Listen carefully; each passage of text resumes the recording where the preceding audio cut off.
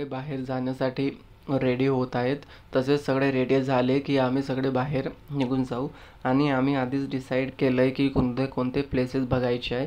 तरी त्यामध्ये Gangaramaya temple, town hall, lotus tower, park, Hindu temple, freedom park असे सगळ्यांचा समावेश आहे. जसे आम्ही ऑटोमध्ये बसलो तसेच आम्हाला खूप छान छान आर्किटेक्चरल स्टॅच्यू बघायला मिळाले. आणि आम्ही फर्स्ट स्पॉट डिसाईड केलं की गंगारमैया टेम्पलमध्ये जायचं. जसे आम्ही गंगारमैया टेम्पलच्या आतमध्ये आलो तसेच आम्हाला खूप अप्रतिम कलाकृती स्टॅच्यू बघायला मिळाले. आणि बघता बघता आम्हाला खूप एक छान लोकल म्युझिकल परफॉर्मन्स पण बघायला मिळाला. बघून आम्हाला खूप छान वाटलं.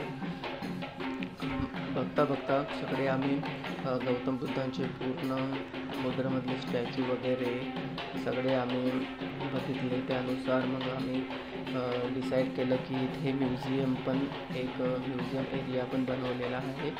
तर त्यानुसार आम्ही तो पण बघायचा एक प्लॅन केलेला आहे. ते सगळे एक म्हणजे आम्ही एक एक एक एक पोर्शन सिलेक्ट केलेला आहे. त्याच्यानुसार एक एक पोर्शन कवर करत आम्ही टेम्पल पूर्ण कवर करणार आहे.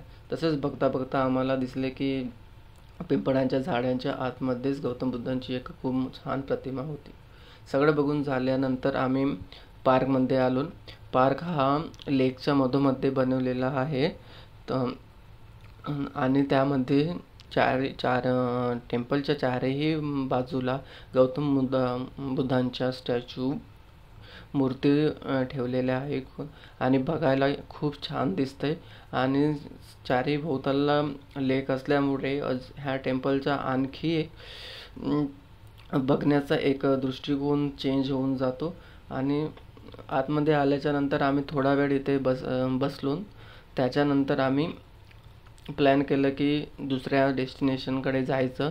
त्याच्यामुळे आम्ही मग पार्कमधून जाण्याचा विचार केला.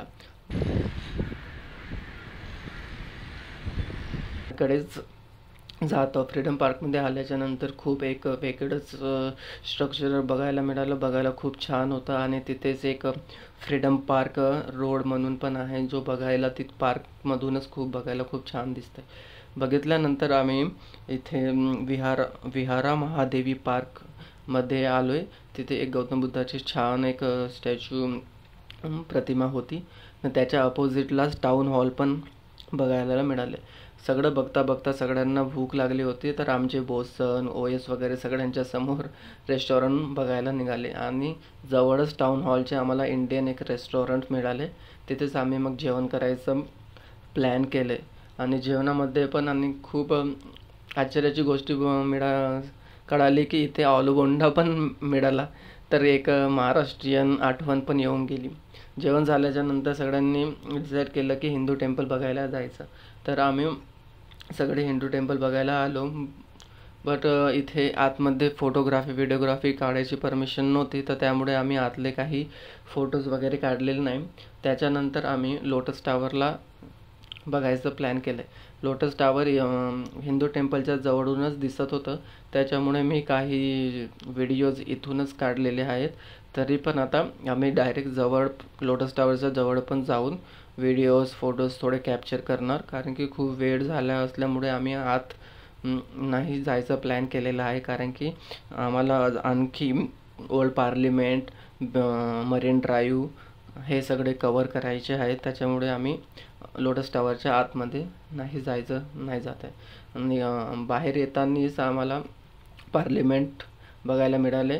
आणि त्यानंतर येता आम्ही बीच पण कवर केलं. थोडा वेळ बीचला थांबल्याच्यानंतर आम्ही डायरेक्ट कसिनोमध्ये आलो आहे. कसिनोमध्ये ज्यांना खेळायचे होते ते खेळत होते. आम्हाला तर काही समजत नव्हते. तर आम्ही फक्त इकडे तिकडे बघत होतो की काय काय खेळ चालू आहे. असाच आमचा हा दिवस पूर्ण संपला आहे. भेटू नेक्स्ट व्लॉगमध्ये.